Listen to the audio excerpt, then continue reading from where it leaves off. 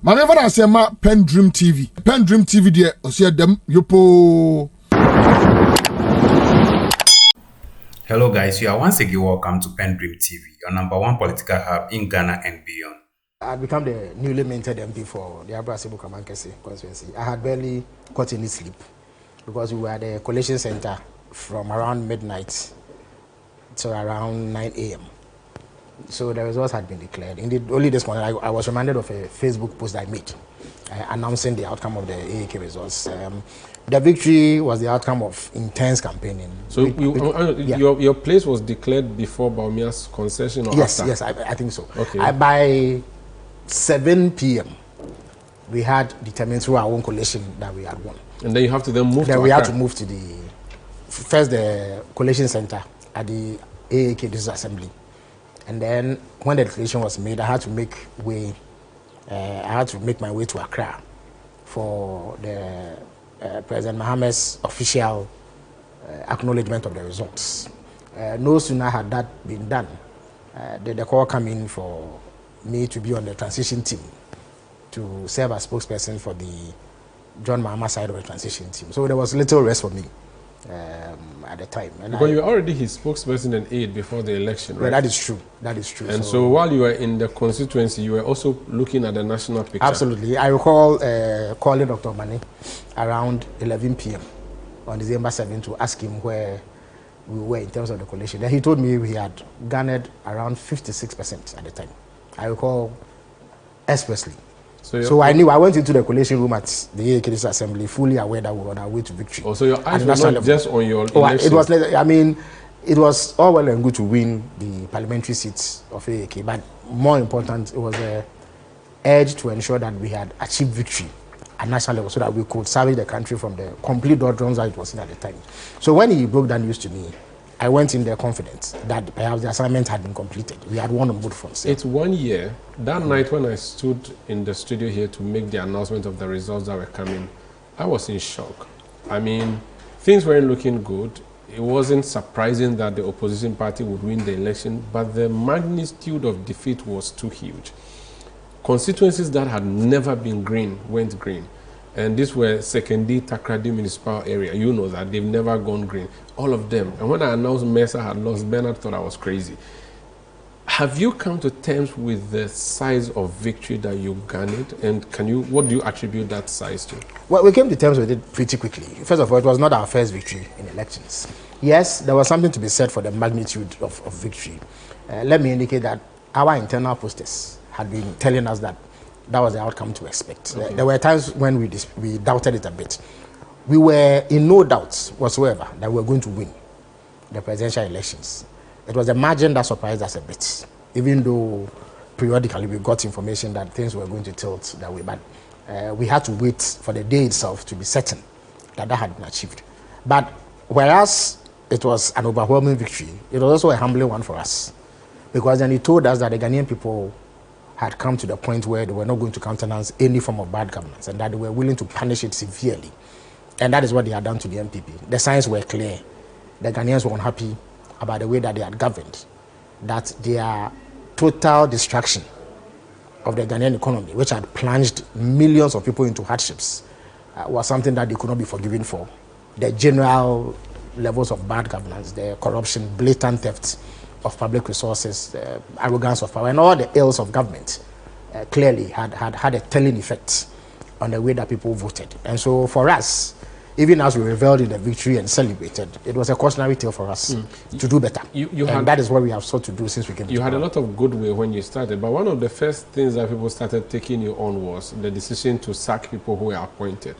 The question was, okay, they were appointed, midnight appointment, but they were still Ghanaians. So why would you sack people who have been given jobs by the government? And I think that's one of the bigger issues that you have had to face. I think that it was not the fact that they were appointed at midnight that was the problem. The problem was that due process was bypassed. In fact, I recall putting out a statement on 18 January on behalf of the Mahama side of the transition team. 18 December? 18 December, I beg your pardon, yes. Indicating our concern about the way that this last-minute recruitment had been done. First of all, be reminded that it was the MPP that in 2016 first kicked against the notion that the government had been voted out of power, even though officially had not handed over, could, as it were, make some recruitments into the public and civil service. They took issue with that. We went back and forth. So we did not expect that having lost power, they would do the very thing that they complained about. But what was more surprising was that due process had not been followed. We got information that there were some that had not gone through the processes. First of all, the positions had to be advertised. People had to apply. And then a process is put in place to screen and select the best. So interview processes had to be undertaken. Some had to write aptitude tests. Others too had to go through medicals. So they bypassed all of this. There were some who never applied for the job and yet received appointment letters. So it was important that we looked into that. So in that December 18th statement, we cautioned that if these matters that we had actually brought to the attention of the MPP side of the transition team did not stop, we will be compelled to review what they had done. And that's precisely what we did. So it was not regardless, could you have said that, well, the appointment may not have gone through the procedure, but they have been appointed anyway. No, but so let's take efforts to due rectify process that. is important. The second point too is that that kind of activity saddles the public purse with some additional responsibility. So it is only fair that the government that is coming in has a handle on exactly what is being done. Okay. Because, mind you, the budgetary allocations that had been made by the previous government covered only up to the first quarter of the year. Subsequent quarters we're going to be taken care of by the budget that we, as an incoming government, put forward. Okay. And once this had not been done, it placed us in a very serious situation. But the point is that due process was important, so that you make sure that those who get into those positions are qualified. So the process was reviewed, and a committee was put in place, headed by the chief of staff, or by the chief of staff, to look into these appointments and see those that merit recall and those whose appointments were clearly fraudulent and did not go through any due process. So once that process is completed, I think that the right things will be done. Those who deserve to be reinstated will be reinstated. Yeah. Just a point on the victory before we proceed and look into the things you've done so far. I interviewed Nana Komia, who played a key role in the Bawumia government campaign and still playing a role in his campaign. I interviewed him last night on Eyewitness News, and he said that Dr. Bawumia's concession was a major democratic feat that has to be celebrated globally.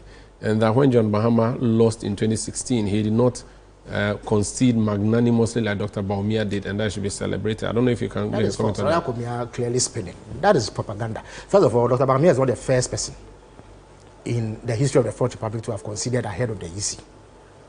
Professor Mills did that in the year 2000. In 2024, the NDC considered defeat again. Professor Mills once again considered defeat. In 2008, President Akufo-Addo didn't do that. He put us he put us into a very tense situation, where at one point by midday, the central business district of Accra had been completely abandoned. People had fled because of the tensions that had arisen because of President Akufo-Addo's refusal to concede defeat when it was clear. In 2012, President Akufo-Addo took us to court. He did not concede defeat. He took us to court. We spent 8 months in court. It was after the court verdict that he conceded defeat. In 2016, President Mahama conceded defeat well in advance of the Electoral Commissioner's announcement of the results. So anybody who tells you that President Mahama did not concede defeat, it's partly false. He said Otumfuo had to call him and impress upon him. Again, it is not true. President Mahama is a consummate Democrat. He didn't need anybody's prodding to concede defeat. What it is that you need to have the results collated and get to a point where you see you have no chance, I beg your pardon, of bridging the gap before you do the concession. And once it got to that point where we realized that there was no way we could close the gap, President Mahama conceded defeat. Indeed, I was standing beside him when he did that concession. Okay. So the claim that Dr. Bawumia has done something novel is not true. The other point is that the magnitude of defeat was such that nothing could be done about it. And it was in his own interest that he did that, to spare himself further agony. I told you that by 11 p.m. of December 7th, we in the NDC knew the exact amount of votes we had gotten. And I'm sure they also had the calculations, so they saw it. So he was left with no choice than to do the right thing. Okay. So, and it is not novel. I've recounted a history of all of this. So Nana Komia and Co. should mitigate this tendency to hype what happened beyond reasonable doubt. Of course, it helps It helps to calm down tensions. It helps to diffuse any worrying situations that may arise because of the longevity or the time it takes for the concession to be had. But to single it out as something unprecedented is simply not true. Okay. Yeah. So you said that you had to come and rescue Ghanaians from, you used all manner of adjectives against the previous administration. How have you fared in the 1 year based on your own assessment, for instance, on governance? So you said that they were not accountable, there were so many things, and Ghanaians gave you the money. 1 year on, what remarkable change have we seen? Or should we point to and say, oh, Mahama came and we've been saved? Absolutely. Look at the economy, for instance. Indeed, Umaru, no matter what anybody says, the economy was the #1 issue for the people of Ghana, and all the polls that preceded the 2024 elections showed it. And we made a clear commitment. It's in our manifesto. In fact, the very first pages of our manifesto captures that point. And we made clear commitments to reverse the economic decline that the MPP had supervised. And indeed, the figures show that that has happened. There's been a 360-10 in the fortunes of the Ghanaian economy. Every available indicator shows progress. Growth is good. Inflation is at 6.3% from a position of 23% in January this year. We hope, indeed, the finance minister is confident that it will even go lower than the current figure that we have. Look at our debt position. One of our biggest problems was the sheer size of our debt. Our debt has reduced by between 60 to 70 billion Ghana cedis. Our debt to GDP ratio has moved from around 61.8% to 45%. Indeed, we had programmed to achieve that by 2045. Sorry, by 2034. That has been done 9 clear years ahead of time. At a point under the MPP, around 2003 or so, 2023, the debt to GDP ratio was in excess of 100%. It was 104%. If you compare that to what we have now, you see that there's been a clear improvement. Look at the exchange rate, for instance. Last year, 2024, the Ghana cedi depreciated by 27%. This year, it has appreciated by between 34 to 37%. The cost of living, which was the biggest problem that Ghanaians confronted, has also gone down. I mean, fuel prices have come down, transport fares have come down, and I've said this, I'll repeat it. There is data that shows that the prices of up to 4,500 different items have reduced. And everybody who lives in Ghana sees this sort of benefit. I mean, if the cedi was exchanging for the dollar at 17 in 2024 or at the beginning of this year, and today, even in forex bureaus, we get between 11.5 or 12 Ghana cedis, and our interbank market is around 11.4 Ghana cedis. It is a remarkable improvement, and that in itself allows for the cost of living to be driven up, because then at least the items that we import or those things that are manufactured with foreign input do not escalate beyond reasonable limits, as we saw under the MPP. So on the economic front, I think we have achieved the objective of turning around the indicators sound very nice, but the question is, what did you deliberately do over the past 1 year to have resulted in this? I've heard members of the MPP say the foundation they laid is what you are benefiting from. They talk about gold for oil, for instance, and all. Umaru, I don't know which foundation that was laid would account for what we are doing. First of all, what foundation did they lay? So you need to look at where we were when we were in power. After all the cries about, or the hoopla, the hue and cry about gold for oil, the price at the pump was higher than what we have today. Yeah, but they were starting. They were not starting. What? They had been in power for 8 years. They introduced it at last minute. They had been in power for 8 years. Yes. At least we had heard about gold for oil for about 2 years before they left power. But what was the outcome? The outcome was that when we went to the pump, at a point, diesel was selling at 23 cedis at the pump, and petrol was around 19 cedis or so. That is the results that the MPP achieved. By the time we came to power, it was between 14 to 15 cedis a gallon at the pump. And later, I beg your pardon, at the pump. Now, that is not the situation. The cedi, there is talk about some gold accumulation that Baumia is supposed to have initiated. There's a very same person who says he knew nothing about MPP economic management, says that he was responsible for the gold accumulation policy. Again, the contradiction there perhaps contributed to the huge defeat. So the question but I was coming to the point. What did NDC so I'm coming. do? The point is that First of all, the key factor that underlies economic development or economic performance is fiscal discipline. Our history shows that fiscal indiscipline has led to cyclical economic crisis. By 2021, it had become clear that there was a huge hole in our finances. The MPP had achieved a budget deficit of in excess of 15% at the end of 2020, which had created a huge hole, which then led to the accumulation of more debts, which led to debt unsustainability, which led to debt defaults, which then impacted our currency and led to hardships. So to make progress, you need to reverse these things. So the first thing you look at is discipline, staying within your means. How do you do that? So you have revenue, which you match against expenditure. You are allowed a certain percentage by which you overspend. And when you set that target, you must keep within it.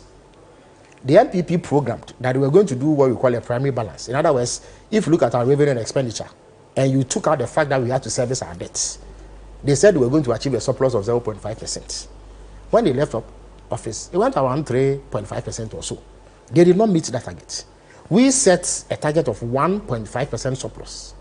When the finance minister read his budget a month or so ago, it emerged that we had actually achieved 1.6%. We had done better than we projected. Same can be said for the budget deficit, which is a straightforward calculation but they say that of you are not, the difference between your revenue you are not spending, and your expenditure. You are not spending at all. It is not true, Mario. It is not That is true. why we are seeing the point. And Mario, that the day you start spending, it is not true. We're going to go down. We are spending, but we are being fiscally prudent.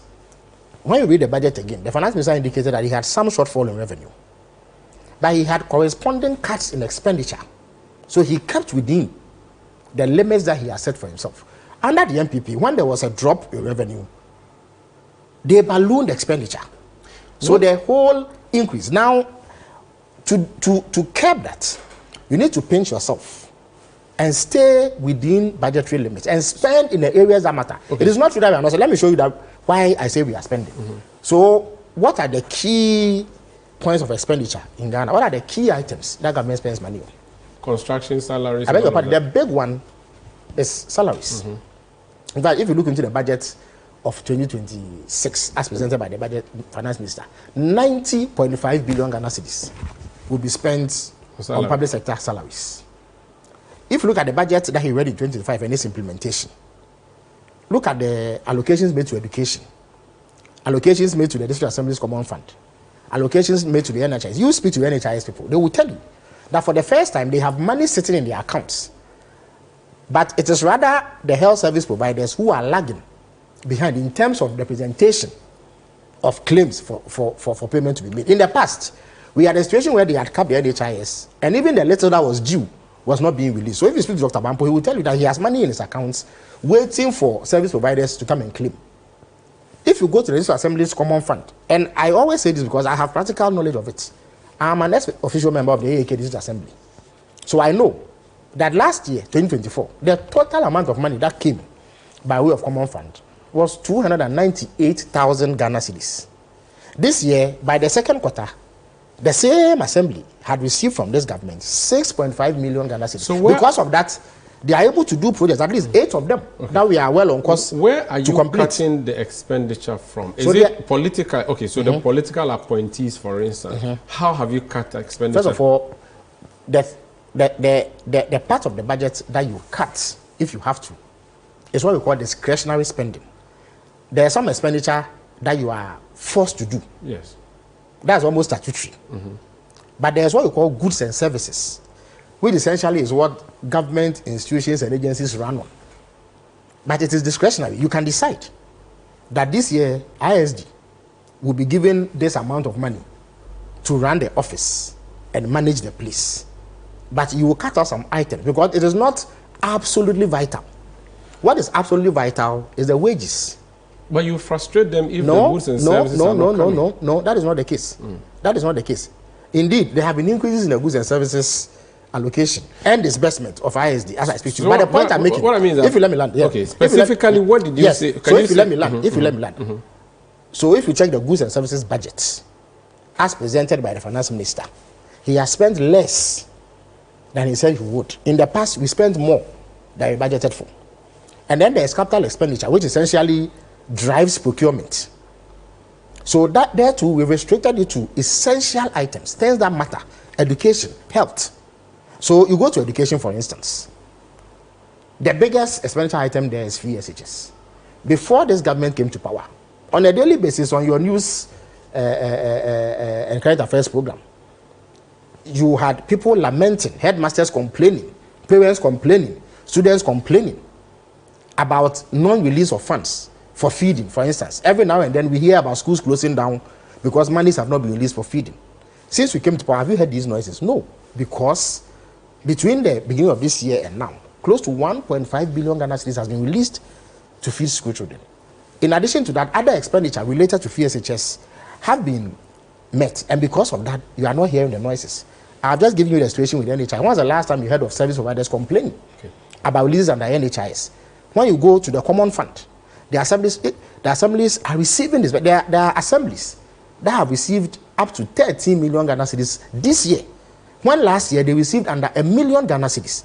And when you go around, you see projects coming up, because that essentially is what the common fund is supposed to do. Okay. So money is being spent. That's why it is being spent in the right places. But if you are talking about general procurement, where things that we can do without are forced on the government payroll, on the government expenditure, and balloons it to the point where we run deficits and we have huge arrears that we have to. Let me give you one final example. For instance, go to the energy sector. Before we came into power, the situation at ECG was dire.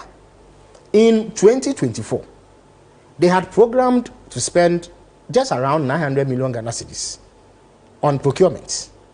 By the time the year went to an end, they had spent over 7 billion Ghana cedis, or committed ECG to expenditure of over 7 billion Ghana cedis. Indeed, they had imported cables that they would not need for the next 15 years. So you're preventing that? Okay. Now, that has been brought under control. Okay. And so you see that when ECG gets money, they are able to honor the cash waterfall mechanism. Well. And all players in the sector are getting something. So the secret has been fiscal discipline, staying within budgetary limits and ensuring that the monies that are being disbursed go to the areas where they are needed the most, in the social sector, education, health, and what have you. This is face-to-face on Channel 1 television. Staying disciplined is what he has said, is the reason we are seeing what we're seeing. But explain how you're going to build a road, a brand new road from Accra to Kumasi, and how is that going to affect the budget and also expenditure generally when you already have a road that you have not completed. I'll ask that when we come back. Plus, we'll talk about governance itself, how they have fared. Please stay with us. It's face-to-face on Channel 1 television. I am Umaru Sandam, and my guest is the Chief Government Spokesperson, Minister of State in charge of communication. You've explained how you're managing expenditure, for which reason we are seeing the successes we are seeing. Why are you creating an entirely new road in a forest area? I mean, we already had a road. You could expand it. You could make it 7 lanes if you want. Why build a new parallel road? It doesn't make sense. Well, I'll come to that. But I think that one of the major campaign promises that President Mama put before the people of Ghana was a big push agenda. And since we've been in power, at least 43 billion Ghana cedis has been earmarked for that expenditure. 13.9 billion in 2025 and 30 billion in 2026. Indeed, as I speak to you, there are about 30 different routes that are at various stages of construction. Some of those roads are roads that we inherited, that the MPP, as usual, left no money for, did not leave any funding mechanism for. So that has been packaged and added to new roads that are being constructed, and there are about 30 of them. As I speak to you, the finance minister has close to $1 billion in an account dedicated to that. We have said that we will not pay mobilization, because there are instances where contractors have been paid mobilization by the MPP government and they have not done the work. However, if a contractor raises a certificate after having done some work and it is certified to reflect the actual work done, within a matter of 30 days, the certificate will be honored. And the finance minister has made that very, very clear. So those who claim that big push is not being done because mobilization has not been paid are clearly in the wrong on that one. Now, this year, another 30 billion has been allocated for big push roads to be constructed, because roads are one of the biggest problems that we have as a country. Now, the major arterial roads, that is the roads that exit out of Accra and connects various major cities in Accra, require significant attention. And indeed, recently, about a month or two ago, the president cut the sword for work to begin on the Cape Coast to Takoradi road. It was about a 70-kilometer stretch. The work that is being done between Kasua and Winneba has also received additional impetus, and you can see that it is going on quite well, and it's expected to be completed within reasonable time. Now, the Accra-Kumasi road has been a long-standing bottleneck. For many, many years, it has become something of a death trap. Every now and then, there's some digging or some construction that is supposed to be going on, but never gets completed. President Mahama has indicated that those works will be continued. However, it has become necessary because of the constraints on that route and the dangers that it poses and the number of lives that are being lost on a daily basis. It has become necessary to open another corridor, which is shorter. It is less than 200 kilometers, 197 kilometers. But this will be a modern expressway that will have facilities that will aid rapid movements between Accra and Kumasi, with various other facilities along the stretch. And every country that has developed has done so by creating expansive infrastructure that facilitates the movements of goods and services and people, so that you can have rapid economic development. And that is precisely what has guided the decision to open this new corridor and construct this new expressway. But why not finish the existing road? First of all, Umaru, you cannot say that you will finish everything before you start something new. No, I mean, so the Suhum one, the main road. Yeah, but you can see that work is going, indeed. Yeah, so why don't you just focus on finishing that one? Why do you have to create an entirely new road? The evidence shows that we are continuing the work on the Accra-Kumasi road. Indeed, the Ofanko to Isahom road. Yes, they are doing the asphalt. Absolutely, because we gave 800 million Ghana cedis to the contractor sometime this year. The MPP said they had sourced money from external sources to construct that road, and yet were unable to mobilize all the resources required to pay the contractor. When we came to power, one of the problems that emerged immediately was that the contractor had stopped work, and an unbearable level of traffic buildup was recorded on a daily basis. This was exacerbated when the rains began, and it was a terrible sight to behold any time that vehicles plied the road. So it was absolutely imperative to do something quickly to free up the road. And indeed, $70 million, equivalent to over 800 million Ghana cedis, was paid to the contractor, and that is the reason why you see that they are asphalting significant portions and our traffic is flowing. So if we're finishing that, then there are bypasses which are also being done. Yes. But even when all those are done, it will not be enough to address the problem, the bottleneck on that road. And there's a need for this expressway that is being done. There are several because you want to leave behind a legacy road, so that everybody will say that this road was built. Umaru, when you put because you give yourself 3 years to build that. When you put your car on that road and you get to Kumasi in under 4 hours, let's say 3.5 hours, because my understanding is that it will chalk almost an hour of the journey to Kumasi. When you do that, it would have enhanced your experience on the road. It would have facilitated your movement, and whatever it is that you are going to do in Kumasi will also be enhanced. But the benefit will come to you directly. But the cost of building that road and the fact that you've given yourself a 3-year timeline, just between, knowing that we have roads that have been there for decades. Just between Accra and Nsawum, or Fanko to Nsawum, we have spent $70 million to allow the contractor to open up that stretch. $70 million. So even that is expensive. So road construction is an expensive business, but it is absolutely necessary for economic development to make that kind of investment. And that is the reason why President Mahama committed to the big push agenda. And so far, he has committed in excess of 40 billion Ghana cedis to that particular policy. Let's talk about 13.9 for 2025 and 30 billion for 2026. Let's talk about unemployment. We saw the recent deaths as a result of the recruitment by the armed forces. Now, a lot of the people who came, they were simply looking for jobs. That is true. And we keep seeing more of that in all the other services. How are you and how will you address the unemployment problem in this country as a government? Of course. There's no doubt that second to the economic problems that the MPP created and saddled Ghanaians with, the next biggest problem was unemployment. And indeed, the last set of data that became available before the elections showed that up to 2 million Ghanaian youths were without employment. So we were always aware that unemployment was going to be a major issue that needed to be tackled under us. For that reason, measures are being put in place, some of which have begun already to address the problem.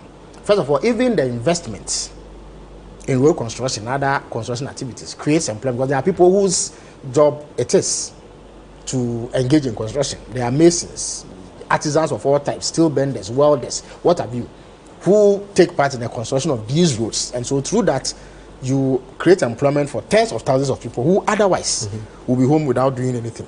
We also have an apprenticeship program, which we have dubbed National Apprenticeship Program. The objective is to ensure that over the next 4 years, at least on a yearly basis, we have about 100,000 people put through apprenticeship. And indeed, being an MP in a rural community, and between 2020 and 2024, when I was campaigning in AAK, on my own, through my own efforts, I was able to ensure the training of about 2,000 young people because I distributed sewing machines, hair dryers, and what have you to them, and they learned a trade. And so every now and then I get invitations to attend graduation ceremonies of these people. And I noticed that it resolved the problem of unemployment to some significant extent because those same people who used to come to me for assistance suddenly stopped because they had found something to do. So we committed ourselves to expanding this national apprenticeship program, and it's something that is ongoing. 300 million Ghana cedis was allocated for it last year. This year, another 150 million Ghana cedis has been set aside for 2026, and that is ongoing. There's the Jumeirah project, which essentially aims at creating self-employed people, because it's not every time that you need to work for someone. There are times when you can work for yourself and also employ others. That one too has started with a target of about 10,000 people, with a view to growing it as we go on. You know the Women's Development Bank, to provide microcredits for women who want to engage in some trade or some other economic activity. Through that, you create employment for them. The finance minister announced 100,000 acre palm development projects. And the analysis that has been done shows that for every acre of palm plantation, you need 3 people to work on.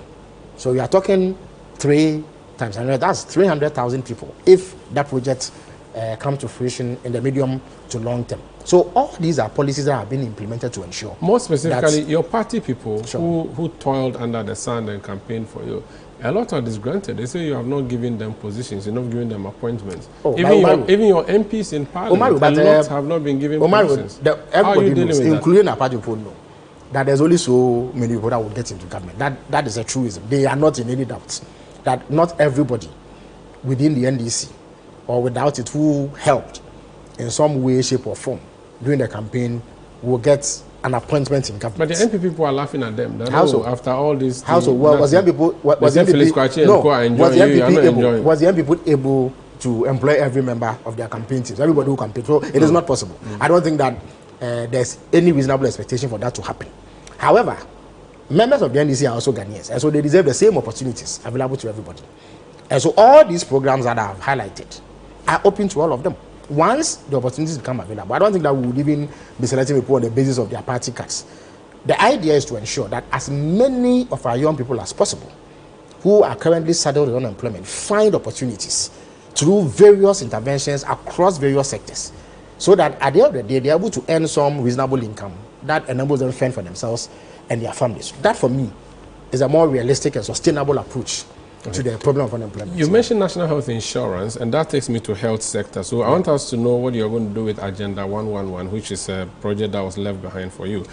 But there's a story on citynewsroom.com published in June. Sure. Government Targets construction of 600 CHIPS compounds by end of 2025, and that's attributed to you. The year is ending. Where are the 600 CHIPS compounds? That's the question many people ask. Yes, as part of the reforms that we have carried out in the disbursement of the common fund, President Mahama has instructed that a minimum of 80% of the monies in the common fund should go to the districts. When we took over power, the NPP had a policy where they used to make huge deductions at the center, so very minimal amounts went to the district assemblies. And I told you about the experience of AAK. Only 298,000 cedis came the whole of last year. So we've sent about 80% of what the district assemblies common fund accrues to the district assemblies.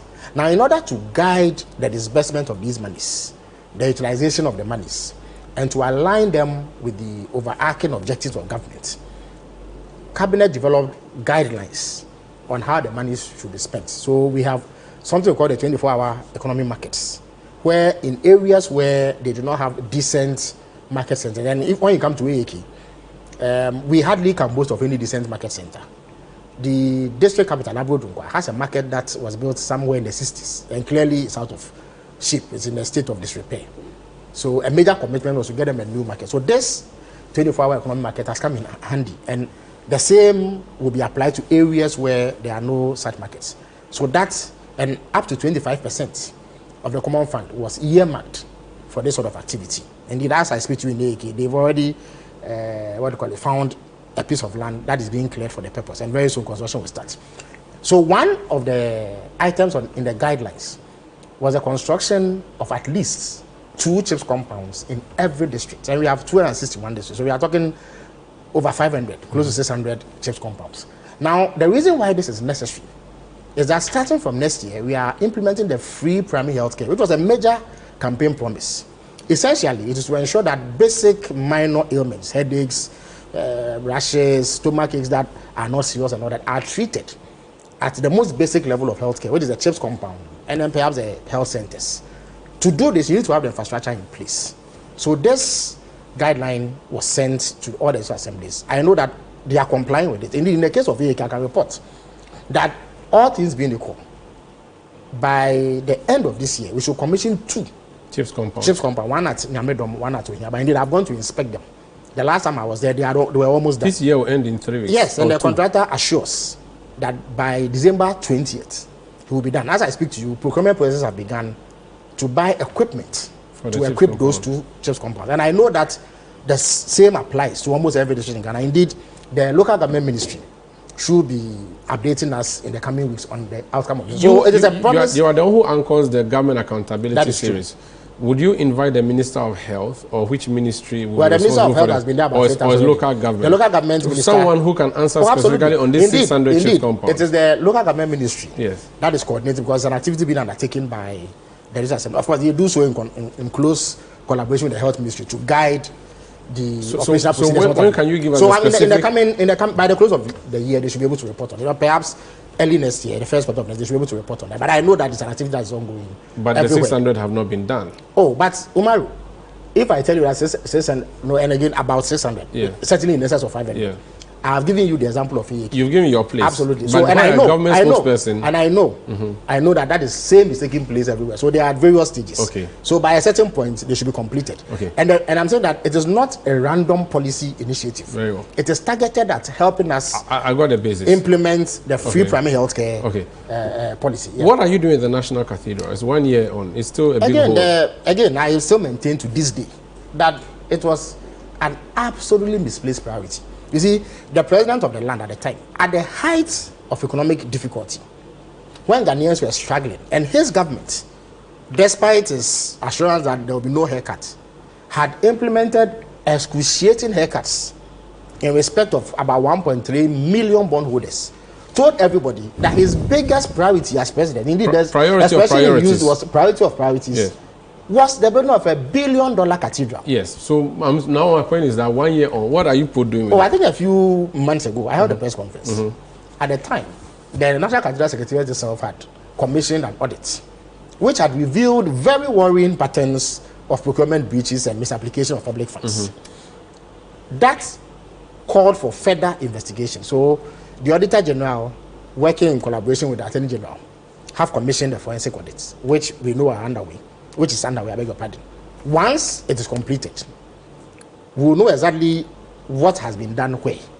But the president has indicated... Is it taking too much time? But you need a forensic audit means that you have to delve deeper. It's 1 year. No, it's not. It's been only a few months.